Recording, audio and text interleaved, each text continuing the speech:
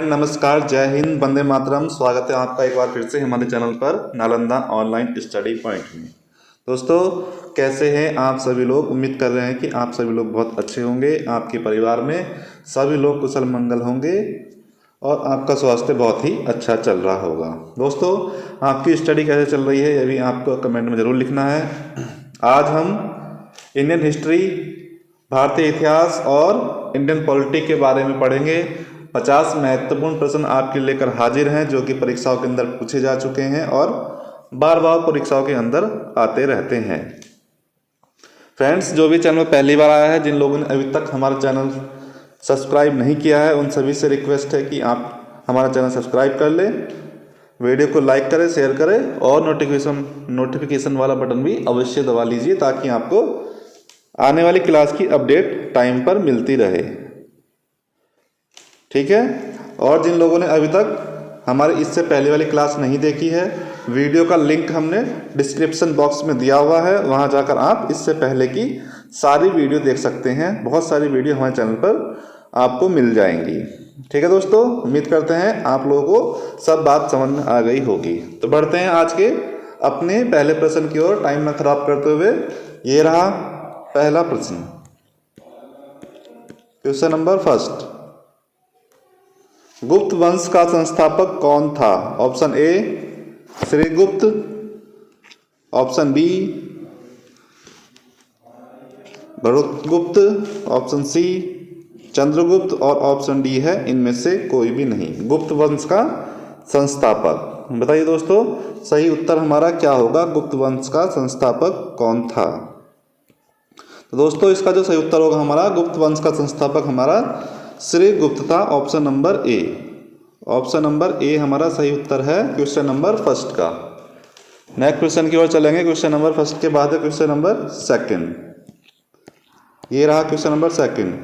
गुप्त शासकों की सरकारी भाषा थी, बताइए कौन सी थी? जो गुप्त शासक थे उनकी जो सरकारी भाषा थी वह कौन सी थी? ऑप्शन ए है Pali, option B Sanskrit, option C Hindi और ऑप्शन डी है प्राकृत। गुप्त शासकों की सरकारी भाषा, तो दोस्तों गुप्त शासकों की जो सरकारी भाषा थी वह संस्कृत थी। कौन सी थी? संस्कृत। ऑप्शन नंबर बी हमारा सही उत्तर हुआ क्वेश्चन नंबर 2 का। बढ़ते हैं अपने नेक्स्ट प्रश्न की ओर। क्वेश्चन नंबर 2 के बाद है हमारे पास क्वेश्चन नंबर 3।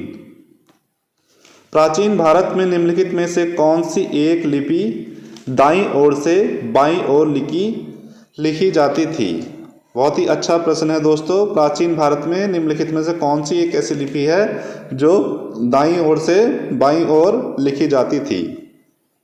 ऑप्शन ए है Kharosthi, option B Sharada, option C है नंदनागरी, ऑप्शन डी है इनमें से कोई भी नहीं। क्वेश्चन नंबर 3 दोस्तों, खरोष्टी जो थी हमारी एक ऐसी लिपि थी जो दाईं ओर से बाईं ओर की ओर लिखी जाती थी। Option number A. Next question की ओर बढ़ेंगे। क्वेश्चन नंबर 3 के बाद है क्वेश्चन नंबर 4। ये क्वेश्चन दोस्तों बहुत बार एग्जाम के अंदर पूछा जा चुका है, भीमबेटका से संबंधित है। भीमबेटका किसके लिए प्रसिद्ध है? ऑप्शन ए है खनीर, ऑप्शन बी सोन नदी का उद्गम स्थल, ऑप्शन सी है गुफाओं के शैल चित्र और ऑप्शन डी है इनमें से कोई भी नहीं। भीमबेटका दोस्तों, इसका हमारा जो सही उत्तर होगा, भीमबेटका जो प्रसिद्ध है गुफाओं के शैल चित्र के लिए प्रसिद्ध है। ऑप्शन नंबर सी, इसकी गुफाओं में शैल चित्र मिले हैं। क्वेश्चन नंबर 4 के बाद है क्वेश्चन नंबर 5। निम्नलिखित में से कौन सा एक प्राचीन भारत में व्यापारियों का निगम था? दोस्तों, हम बात कर रहे हैं प्राचीन भारत की। कौन सा एक व्यापारियों का निगम था? ऑप्शन ए है परिषद, option B Manigram, option C है अष्टदिग्गज, ऑप्शन डी है इनमें से कोई भी नहीं। Question number 5 friends, question number 5 का जो हमारा सही उत्तर होगा, प्राचीन भारत में जो व्यापारियों का निगम था, ऑप्शन नंबर बी मणिग्राम, उसे हम बोलते थे मणिग्राम। ऑप्शन नंबर बी हमारा सही उत्तर हुआ क्वेश्चन नंबर 5 का। नेक्स्ट प्रश्न है क्वेश्चन नंबर 6। मानव द्वारा सर्वप्रथम प्रयुक्त अनाज था।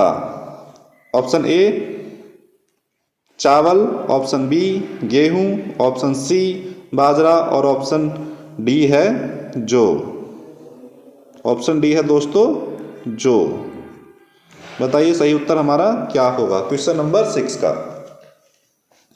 फ्रेंड्स क्वेश्चन नंबर 6 का जो सही उत्तर होगा, मानव द्वारा सर्वप्रथम प्रयुक्त जो अनाज था वह चावल था। ऑप्शन नंबर बी क्या था हमारा, चावल। ऑप्शन नंबर ए हमारा सही उत्तर होगा क्वेश्चन नंबर 6 का। नेक्स्ट क्वेश्चन की ओर बढ़ते हैं, क्वेश्चन नंबर 7। गुर्जरों को किस शासक ने पराजित किया। ऑप्शन ए है Rajyavardhan, option B Harshavardhan, option C Bhasa और ऑप्शन डी है चंद्रगुप्त मौर्य। क्वेश्चन नंबर 7 बताइए गुर्जरों को किस शासक ने पराजित किया था। तो दोस्तों हर्षवर्धन एक शासक था जिसने गुर्जरों को पराजित किया था। ऑप्शन नंबर बी हमारा सही उत्तर है क्वेश्चन नंबर 7 का। नेक्स्ट प्रश्न है मेरे दोस्तों क्वेश्चन नंबर 8। गौतम बुद्ध द्वारा भिक्षुणी संघ की स्थापना कहाँ की गई थी। बहुत मोस्ट इंपोर्टेंट प्रश्न है मेरे दोस्तों, ये बहुत ही मोस्ट इंपोर्टेंट प्रश्न है ये।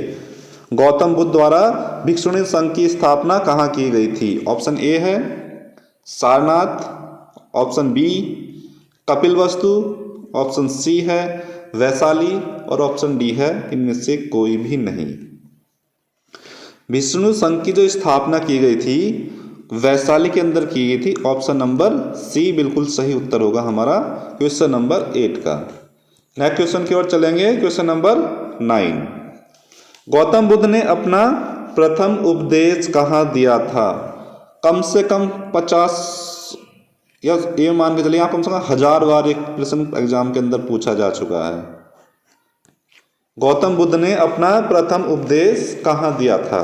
Option A Kushinagar, option B है बोध गया, ऑप्शन सी वैशाली और ऑप्शन डी सारनाथ। दोस्तों गौतम बुद्ध ने अपना प्रथम उपदेश दिया था सारनाथ के अंदर। कहाँ दिया था, सारनाथ हमारा पड़ता है यूपी में, बनारस के पास में एक जगह है सारनाथ, बनारस के पास। ठीक है, तो ऑप्शन नंबर डी हमारा सही उत्तर होगा। नेक्स्ट प्रश्न है हमारा क्वेश्चन नंबर 10। ये रहा क्वेश्चन नंबर 10। बौद्ध धर्म एवं जैन धर्म दोनों के उपदेश किसके शासन काल में दिए गए थे। Option A Ashoka, option B है बिंदुसार, ऑप्शन सी अकबर और ऑप्शन डी है बिंबिसार।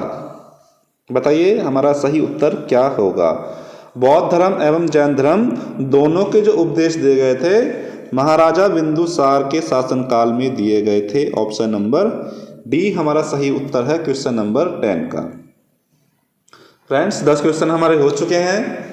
वीडियो को ज़्यादा से ज़्यादा शेयर कर दीजिए, लाइक कर दीजिए और जिन लोगों ने अभी तक हमारा चैनल सब्सक्राइब नहीं किया है वो हमारा चैनल सब्सक्राइब कर लीजिए। Question number 11।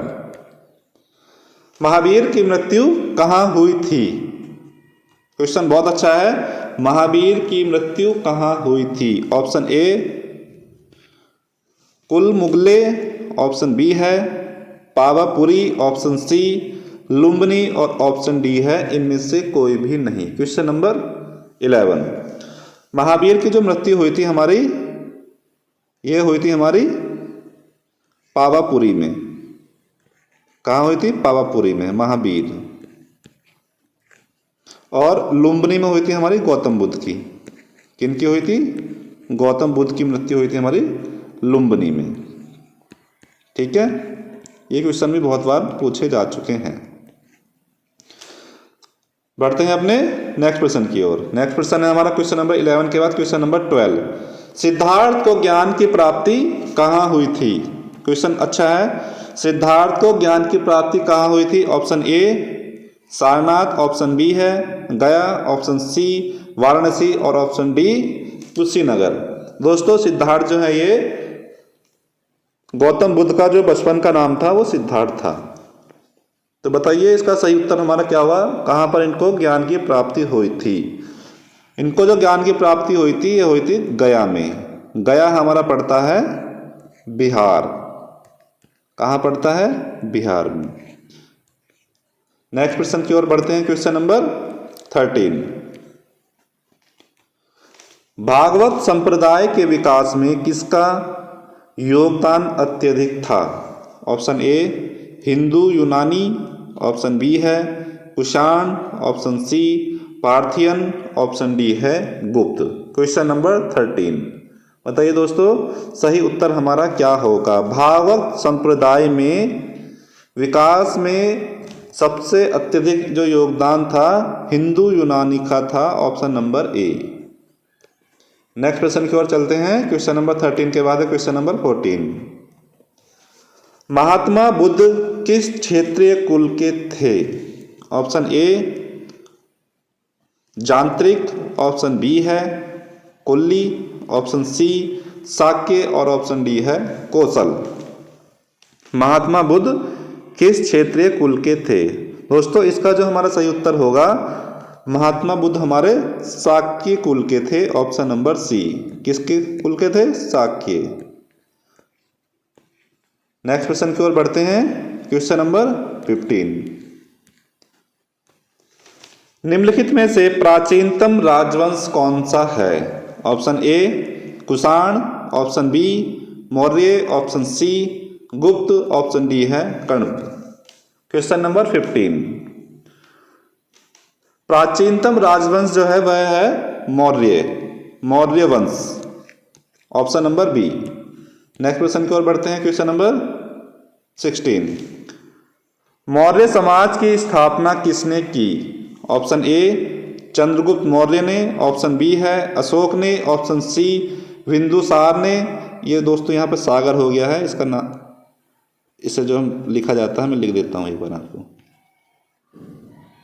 बिंदुसार। और ऑप्शन डी है ये सभी। मौर्य समाज की स्थापना किसने की थी? बताइए दोस्तों सही उत्तर क्या होगा क्वेश्चन नंबर 16 का? मौर्य समाज की जो स्थापना की थी वह की थी चंद्रगुप्त मौर्य ने। ऑप्शन नंबर ए हमारा सही उत्तर हुआ क्वेश्चन नंबर 16 का। बढ़ते हैं अपने नेक्स्ट क्वेश्चन की ओर। Question number 17। मौर्य साम्राज्य में प्रचलित मुद्रा का नाम क्या था? ऑप्शन ए तोल, ऑप्शन बी दिनार, ऑप्शन सी पर्ण और ऑप्शन डी है कांतनी। बताइए क्वेश्चन नंबर 17 का हमारा सही उत्तर क्या होगा? मौर्य साम्राज्य में जो प्रचलित मुद्रा थी उसका नाम था पर्ण। क्या नाम था? पर्ण। ऑप्शन नंबर सी हमारा सही उत्तर है क्वेश्चन नंबर 16 का। बढ़ेंगे अपने नेक्स्ट क्वेश्चन की ओर। नेक्स्ट क्वेश्चन है हमारा क्वेश्चन नंबर 18। मौर्य काल में शिक्षा का सर्वाधिक प्रसिद्ध केंद्र कौन सा था? Option A Nalanda, option B है तक्षशिला, ऑप्शन सी वैशाली और ऑप्शन डी है उज्जैन। क्वेश्चन नंबर 18 का दोस्तों सही उत्तर बताइए क्या होगा? मौर्य काल में शिक्षा का जो सबसे प्रसिद्ध केंद्र था उसका नाम तक्षशिला था। Option number B. Next question की ओर बढ़ेंगे। क्वेश्चन नंबर है 19। सांची का स्तूप किसने बनवाया? ये क्वेश्चन भी दोस्तों बहुत बार रिपीट हो चुका है परीक्षाओं के अंदर, बहुत बार ये क्वेश्चन आता है। सांची का स्तूप किसने बनवाया? ऑप्शन ए गौतम बुद्ध ने, ऑप्शन बी है खरगोन ने, ऑप्शन सी अशोक ने और ऑप्शन डी है चंद्रगुप्त मौर्य ने। सांची का जो स्तूप बनवाया था यह अशोक ने बनवाया था। किसने? अशोक ने। ऑप्शन नंबर सी हमारा सही उत्तर है। नेक्स्ट क्वेश्चन की ओर बढ़ेंगे। Question number 20। श्रीनगर की स्थापना किस शासक ने की थी? श्रीनगर की स्थापना किस मौर्य शासक ने की थी? ऑप्शन देखते हैं। Option A Dasharatha, option B Bindusara, option C है अशोक और ऑप्शन डी है इनमें से कोई भी नहीं। श्रीनगर शहर की जो स्थापना की थी अशोक ने की थी। ऑप्शन नंबर सी हमारा बिल्कुल सही उत्तर होगा क्वेश्चन नंबर 20 का। नेक्स्ट प्रश्न है हमारा क्वेश्चन नंबर 21। कण्व वंश की स्थापना या कण्व वंश के संस्थापक कौन था? Option A Narayana, option B है सुशर्मा, ऑप्शन सी वसुदेव और ऑप्शन डी है भूमिमित्र। Question number 21। कण्व वंश की जो संस्थापक थे उनका नाम था वसुदेव। ऑप्शन नंबर सी हमारा सही उत्तर हो गया क्वेश्चन नंबर 21 का। नेक्स्ट प्रश्न है क्वेश्चन नंबर 22। पुरुषपुर में निम्नलिखित में से किसका दूसरा नाम है? Option A Pataliputra, option B Punjab, option C Peshawar, option D है पटना। Question number 22। पुरुषपुर में निम्नलिखित में से किसका दूसरा नाम है? तो इसका जो सही उत्तर होगा हमारा option number B, sorry option number C Peshawar. Next question है हमारा क्वेश्चन नंबर 23। चरक किसके राज में चिकित्सक थे? Option A Ashoka, option B Chandragupta, option C Harshavardhana और ऑप्शन डी है कनिष्क। Question number 23। तो चरक जो थे यह जो चिकित्सक थे कनिष्क के राज में थे। ऑप्शन नंबर डी हमारा सही उत्तर हुआ क्वेश्चन नंबर 23 का। नेक्स्ट क्वेश्चन है क्वेश्चन नंबर 24। क्वेश्चन नंबर 24 है दोस्तों, भारत में सर्वप्रथम स्वर्ण मुद्राएं किसने चलाई? ऑप्शन ए कुषाण ने, ऑप्शन बी शक ने, ऑप्शन सी है इंडो बैक्ट्रियन ने और ऑप्शन डी है इनमें से किसी ने नहीं। Question number 24। तो भारत में जो सबसे पहले सर्वप्रथम स्वर्ण की मुद्राएं चलाई गई थी इंडो बैक्ट्रियन के द्वारा चलाई गई थी। ऑप्शन नंबर सी हमारा बिल्कुल सही उत्तर होगा क्वेश्चन नंबर 24 का। ये रहा आज का हमारा भारतीय इतिहास का अंतिम प्रश्न क्वेश्चन नंबर 25। भारतीय रंगमंच में यवनिका का शुभारंभ किसने किया? ऑप्शन ए यूनानियों ने, ऑप्शन बी पार्थियनों ने, ऑप्शन सी है कुषाणों ने और ऑप्शन डी है शकों ने। Question number 25। दोस्तों इसका हमारा जो सही उत्तर होगा भारतीय रंगमंच में यवनिका का शुभारंभ यूनानियों ने किया था। ऑप्शन नंबर ए हमारा बिल्कुल सही उत्तर है। दोस्तों हिस्ट्री की क्लास हमारी कंप्लीट होती है। क्वेश्चन नंबर 25 जो हमने किए हैं इसमें टोटल क्वेश्चन हमारे 25 हैं। इसमें से आपका स्कोर कितना रहा है ये आपको कमेंट में लिखना है। टोटल स्कोर आपका कितना रहा है 50 में से वो भी आपको लिखना है।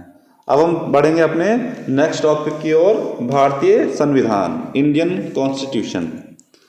ठीक है, बढ़ते हैं अपने पहले प्रश्न की ओर। ये रहा क्वेश्चन नंबर 1। संविधान की राज्य सूची में कौन सा विषय नहीं है? ऑप्शन ए मत्स्य, ऑप्शन बी है सट्टेबाजी, ऑप्शन सी बीमा और ऑप्शन डी है कृषि। क्वेश्चन नंबर क्वेश्चन नंबर है 1 पॉलिटी का हमारे आज की क्लास का पहला प्रश्न। संविधान की राज्य सूची में कौन सा विषय नहीं है? दोस्तों सही उत्तर होगा इसका ऑप्शन नंबर सी बीमा। बीमा संविधान की राज्य सूची का विषय नहीं है। नेक्स्ट क्वेश्चन है क्वेश्चन नंबर 2। क्वेश्चन नंबर 2 है केंद्र और राज्यों के बीच वैधानिक शक्तियों का बंटवारा दिया हुआ है। ऑप्शन ए 5वीं अनुसूची में, ऑप्शन बी है 8वीं अनुसूची में, ऑप्शन सी 7वीं अनुसूची में और ऑप्शन डी है इनमें से किसी में भी नहीं। केंद्र और राज्यों के बीच वैधानिक शक्तियों का बंटवारा कौन सी अनुसूची में दिया गया है? फ्रेंड्स इसका जो हमारा सही उत्तर होगा ऑप्शन नंबर सी 7वीं अनुसूची में केंद्र और राज्यों के बीच वैधानिक शक्तियों का बंटवारा दिया गया है। ऑप्शन नंबर सी हमारा सही उत्तर होगा क्वेश्चन नंबर 2 का। बढ़ते हैं अपने नेक्स्ट प्रश्न की ओर क्वेश्चन नंबर 3। संविधान की कौन सी अनुसूची में क्षेत्रीय भाषाओं का उल्लेख है? ऑप्शन ए 7वीं अनुसूची, ऑप्शन बी है 8वीं अनुसूची, ऑप्शन सी 9वीं अनुसूची और ऑप्शन डी है 10वीं अनुसूची। बताइए दोस्तों, सही उत्तर हमारा क्या होगा क्वेश्चन नंबर 3 का? क्वेश्चन नंबर 3 का सही उत्तर बताइए क्या होगा? संविधान की कौन सी अनुसूची में क्षेत्रीय भाषाओं का उल्लेख हुआ है? तो दोस्तों, संविधान की 8वीं अनुसूची में क्षेत्रीय भाषाओं का उल्लेख हुआ है। इसमें हमारी 22 भाषाओं का उल्लेख है। कितनी भाषाओं का उल्लेख है? 22। नेक्स्ट क्वेश्चन है क्वेश्चन नंबर 4। संविधान की 8वीं अनुसूची में सम्मिलित भाषाओं की संख्या कितनी है? अभी मैंने आपको बताया था कितनी भाषाएं थी हमारी? 22। ऑप्शन नंबर डी हमारा सही उत्तर हुआ क्वेश्चन नंबर 4 का। क्वेश्चन नंबर 5 है, संविधान के किस अनुच्छेद के अंतर्गत हिंदी को राजभाषा के रूप में दर्जा प्रदान किया गया है? ऑप्शन देखते हैं। ऑप्शन ए अनुच्छेद 348 फर्स्ट, ऑप्शन बी है अनुच्छेद 346 फर्स्ट, ऑप्शन सी अनुच्छेद 343 फर्स्ट और ऑप्शन डी है अनुच्छेद 345 फर्स्ट। बताइए, संविधान के कौन से अनुच्छेद के अंतर्गत हिंदी को राजभाषा के रूप में दर्जा प्रदान किया गया है? Question number 5। इसका जो दोस्तों हमारा सही उत्तर होगा अनुच्छेद 343 का फर्स्ट। कौन सा है अनुच्छेद 343 का फर्स्ट?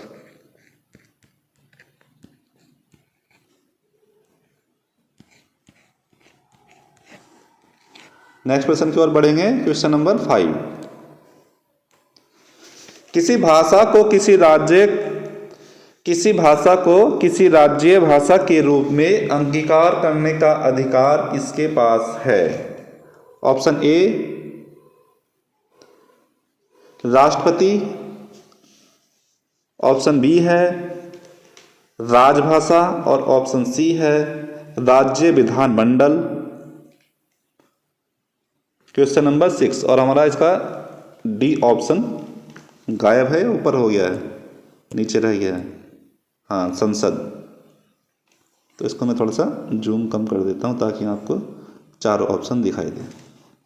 जी, ऑप्शन डी है संसद। क्वेश्चन नंबर 6 दोस्तों, इसका जो हमारा सही उत्तर होगा, किसी भाषा को किसी राज्य भाषा के रूप में अंगीकार करने का अधिकार हमारे राज्य की विधानमंडल के पास होता है। ऑप्शन नंबर सी हमारा सही उत्तर होगा क्वेश्चन नंबर 6 का। नेक्स्ट क्वेश्चन है हमारा क्वेश्चन नंबर 7। क्वेश्चन नंबर 7 ये रहा आपके सामने। निम्नलिखित में से कौन सी भाषा संविधान की 8वीं अनुसूची में नहीं है? Option A Urdu, option B है Bhojpuri, option C Konkani, option D है नेपाली। क्वेश्चन नंबर 7 बताइए दोस्तों, इसका सही उत्तर हमारा क्या होगा? निम्नलिखित में से कौन सी भाषा संविधान की 8वीं अनुसूची में नहीं है? क्वेश्चन नंबर 7 दोस्तों, इसका जो हमारा सही उत्तर होगा ऑप्शन नंबर बी भोजपुरी संविधान की 8वीं अनुसूची की भाषा नहीं है। नेक्स्ट क्वेश्चन की ओर बढ़ेंगे। क्वेश्चन नंबर हमारा है 8। संविधान की 8वीं अनुसूची में सूचीबद्ध निम्नलिखित में से कौन सी एक राज्य की भाषा है? Option A Sindhi, option B है कश्मीरी, ऑप्शन सी उर्दू और ऑप्शन डी है Nepali. Question number 8। Question number 8 का जो हमारा सही उत्तर होगा option number C Urdu. Next question है हमारा क्वेश्चन नंबर 9। कौन सी भाषा हमारे संविधान की 8वीं अनुसूची में सम्मिलित नहीं है? Option A Gujarati, option C B है डोंगरी, ऑप्शन सी राजस्थानी और ऑप्शन डी है कश्मीरी। क्वेश्चन नंबर 9 दोस्तों, इसका जो हमारा सही उत्तर होगा क्वेश्चन नंबर 9 का 8वीं अनुसूची में जो शामिल नहीं है उसका नाम है राजस्थानी। ऑप्शन नंबर सी हमारा सही उत्तर होगा क्वेश्चन नंबर 9 का। नेक्स्ट प्रश्न है हमारा क्वेश्चन नंबर 10। ये रहा क्वेश्चन नंबर 10 आपके सामने। भारत के किस राज्य में उर्दू को प्रथम राजभाषा का दर्जा प्रदान किया गया है? Option A Jammu and Kashmir, option B है उत्तर प्रदेश, ऑप्शन सी महाराष्ट्र और ऑप्शन डी है बिहार। क्वेश्चन नंबर 10 दोस्तों, इसका जो हमारा सही उत्तर होगा Jammu and Kashmir, option number A हमारा सही उत्तर होगा। नेक्स्ट क्वेश्चन की ओर बढ़ेंगे। Question number 11। भारत के संविधान के अंतर्गत कितने प्रकार की आपातकालीन व्यवस्थाओं पर विचार किया जा सकता है? ऑप्शन ए है 1, ऑप्शन बी 2, ऑप्शन सी है 3 और ऑप्शन डी है 4। Question number 11। क्वेश्चन नंबर 11 का जो दोस्तों सही उत्तर होगा हमारा, भारत के संविधान के अंतर्गत 3 प्रकार की आपातकालीन व्यवस्थाओं पर विचार किया जा सकता है, option number C. Next question है हमारा क्वेश्चन नंबर 12। भारत का राष्ट्रपति किस प्रकार के आपातकाल की घोषणा कर सकता है? ऑप्शन ए राष्ट्रीय आपातकाल, ऑप्शन बी है वित्तीय आपातकाल, ऑप्शन सी है राज्य संवैधानिक आपातकाल और ऑप्शन डी है ये सभी। क्वेश्चन नंबर 12 का जो दोस्तों हमारा सही उत्तर है ऑप्शन नंबर डी। भारत के अंदर 3 प्रकार के आपातकाल लगाए जाते हैं। पहला आपातकाल है हमारा राष्ट्रीय आपातकाल, दूसरा है हमारा वित्तीय आपातकाल जो आज तक भारत के अंदर कभी नहीं लगा है, और तीसरा हमारा राज्य संवैधानिक आपातकाल। ठीक है, ये सभी का मतलब हो गया, ये तीनों के तीनों भारत के राष्ट्रपति आपातकाल की घोषणा कर सकते हैं। नेक्स्ट प्रश्न है हमारा क्वेश्चन नंबर 13।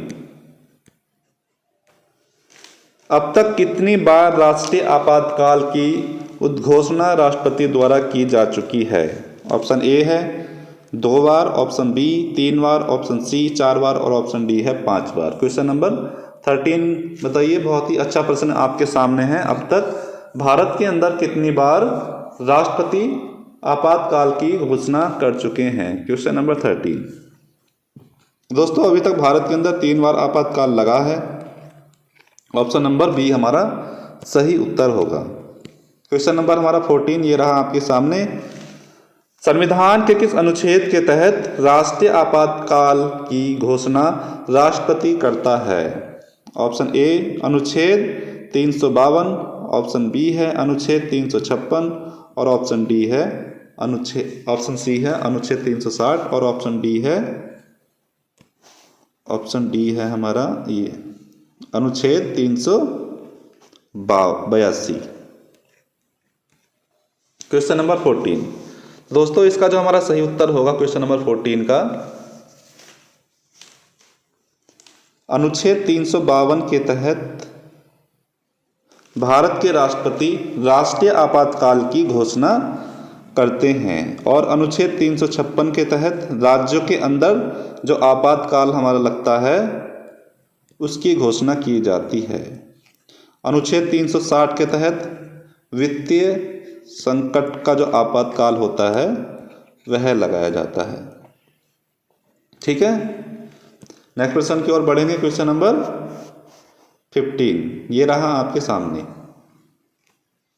राष्ट्रपति राष्ट्रीय आपातकाल की उद्घोषणा किन परिस्थितियों में कर सकता है? ऑप्शन ए युद्ध, ऑप्शन बी है सशस्त्र विद्रोह, ऑप्शन सी बाह्य आक्रमण और ऑप्शन डी है ये सभी। भारत के जो राष्ट्रपति हैं राष्ट्रीय आपातकाल की घोषणा युद्ध के समय भी कर सकते हैं, सशस्त्र विद्रोह के समय भी कर सकते हैं और बाह्य आक्रमण के समय भी कर सकते हैं। इसका मतलब हुआ ये सभी। ऑप्शन नंबर डी हमारा बिल्कुल सही उत्तर है। नेक्स्ट प्रश्न है हमारा क्वेश्चन नंबर 16। राष्ट्रीय आपातकाल की उद्घोषणा को संसद के समक्ष उसकी स्वीकृति हेतु रखा जाना आवश्यक है। ऑप्शन ए 1 माह के अंदर, ऑप्शन बी है 6 माह के अंदर, ऑप्शन सी 1 वर्ष के अंदर और ऑप्शन डी है 2 माह के अंदर। क्वेश्चन नंबर 16 दोस्तों, 1 माह के अंदर राष्ट्रीय आपातकाल की उद्घोषणा को संसद के समक्ष स्वीकृति हेतु रखा जाना आवश्यक है। ऑप्शन नंबर ए हमारा सही उत्तर है। नेक्स्ट प्रश्न है हमारा क्वेश्चन नंबर 17। देश में पहली बार राष्ट्रीय आपातकाल की उद्घोषणा किन परिस्थितियों में कर सकता है या की गई है? ऑप्शन ए 14 दिसंबर 1962, ऑप्शन बी है 5 दिसंबर 1962, ऑप्शन सी है 26 दिसंबर 1962 और ऑप्शन सी है 26 अक्टूबर 1962 और ऑप्शन डी है 16 नवंबर 1962। Question number 17। देश में पहली बार राष्ट्रीय आपातकाल की जो घोषणा की गई थी 26 अक्टूबर 1962 में की थी, भारत चीन युद्ध के समय। ऑप्शन नंबर हमारा सी सही उत्तर है। नेक्स्ट क्वेश्चन है हमारा क्वेश्चन नंबर 18। भारत में वित्तीय आपातकाल की घोषणा अब तक कितनी बार की गई है? ऑप्शन ए 5 बार, ऑप्शन बी 3 बार, ऑप्शन सी 1 बार और ऑप्शन डी है 1 बार भी नहीं।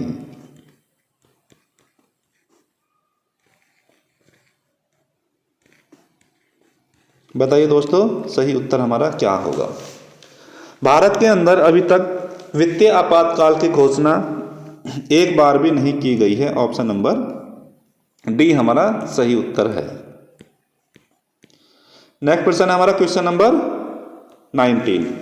राज्य में आपातकाल के समय राज्य का शासन किसके हाथ में रहता है? ऑप्शन ए मुख्यमंत्री, ऑप्शन बी है मुख्य न्यायाधीश, ऑप्शन सी प्रधानमंत्री और ऑप्शन डी है राष्ट्रपति। Question number 19। दोस्तों इसका जो हमारा सही उत्तर है, राज्य में आपातकाल के समय राज्य का जो शासन होता है राष्ट्रपति जी के हाथ में होता है। ऑप्शन नंबर डी हमारा बिल्कुल सही उत्तर है क्वेश्चन नंबर 19 का। नेक्स्ट क्वेश्चन है हमारा क्वेश्चन नंबर 20। किसी राज्य में सामान्यतः किसके परामर्श से राष्ट्रपति शासन लागू किया जाता है? ऑप्शन ए सीधे राष्ट्रपति से, ऑप्शन बी है राज्यपाल से,